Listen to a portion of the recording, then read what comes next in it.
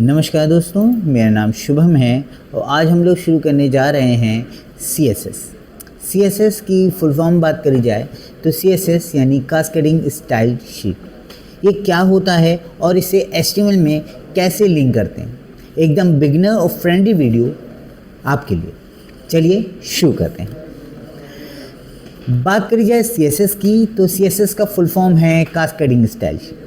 ये यूज़ होता है HTML एलिमेंट्स को स्टाइल देने के लिए, जैसे कलर्स, फॉन्ट्स, स्पेसिंग और लेआउट। बिना मेकअप के जिस प्रकार फेस बिल्कुल प्लेन सा दिखाता है, वैसे ही CSS के बिना वेबसाइट भी बिल्कुल डल सी लगती है। अगर बात करी जाए तो CSS को HTML फाइल से लिंक कनेक्ट करते हैं।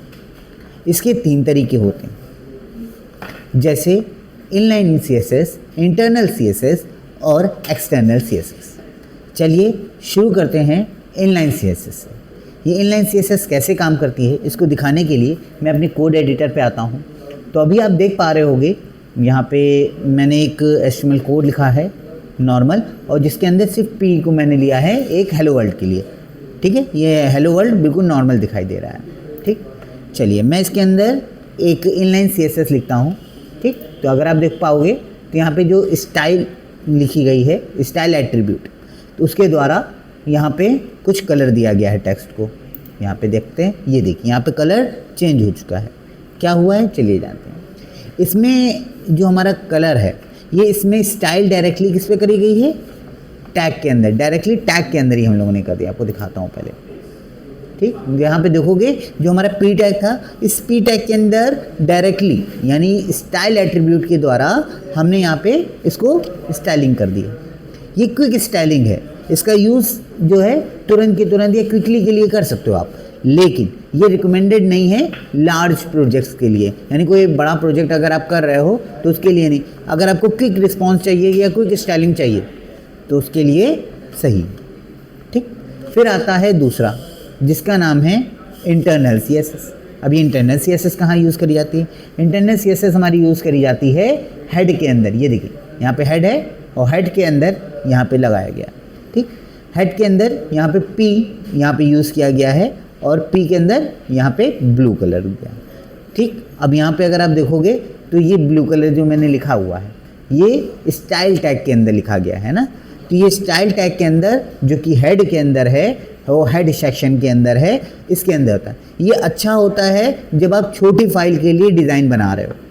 ठीक, जैसे कुछ एक ही पे 1 पेज लेआउट है आपका, तो आप छोटी बहुत या थोड़ी बहुत CSS लिखनी हो तो आप लिख सकते हो, कोई ऐसी दिक्कत नहीं है। ठीक, तो आप इसको इस तरीके से भी यूज़ कर सकते हो। लेकिन अब आती है एक्सटर्नल CSS। अब एक्सटर्नल CSS कैसे काम करती है चलिए देखते हैं।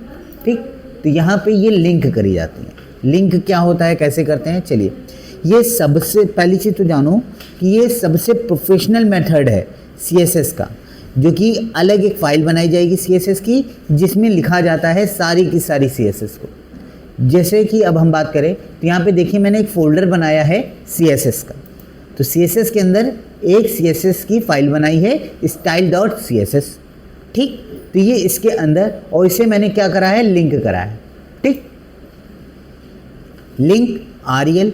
ठीक, तो ये क्या है, एक तरीके की स्टाइल शीट है, इसलिए हम लोगों ने यहाँ पे स्टाइल शीट लिखा।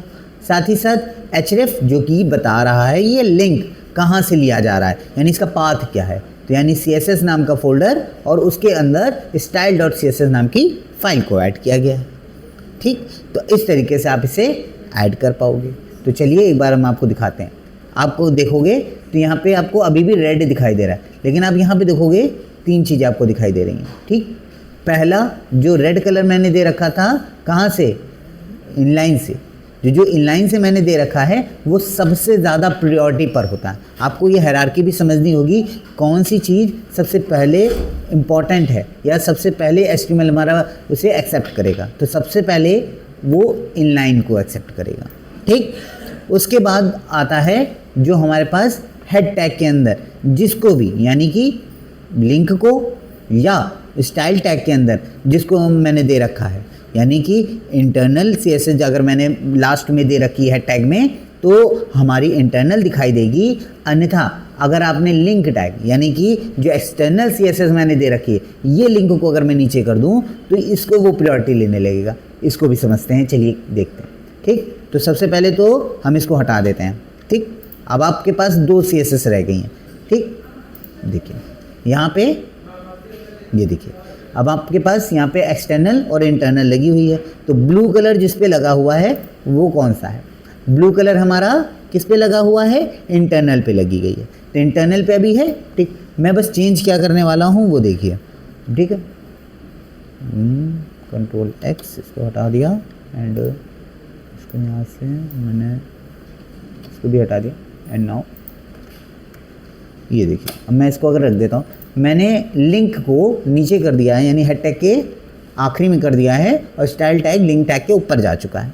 अगर मैं इसको देखूँ तो अब देखिए ये पर्पल कलर का दिखाई दे रहा है। तो ये जो चीज़ मेरे दिखाई दे रही है, ये देखिए वॉलेट कलर है या पर्पल कलर का दिखाई दे रहा है। रीज़न क्या हुआ? तो यानी कि आपको ये समझना होगा जो भी हेड टैग के अंदर क्लोज है ना, जो सबसे आखिरी में होगा उसको वो प्रायोरिटी ले लेगा। ठीक, तो अब आपको समझ में आ गया होगा हायरार्की भी, यानी इनलाइन CSS जो होती है सबसे ज़्यादा हायरार्की में ली जाती है, यानी सबसे ज़्यादा इंपॉर्टेंट मानेगा HTML।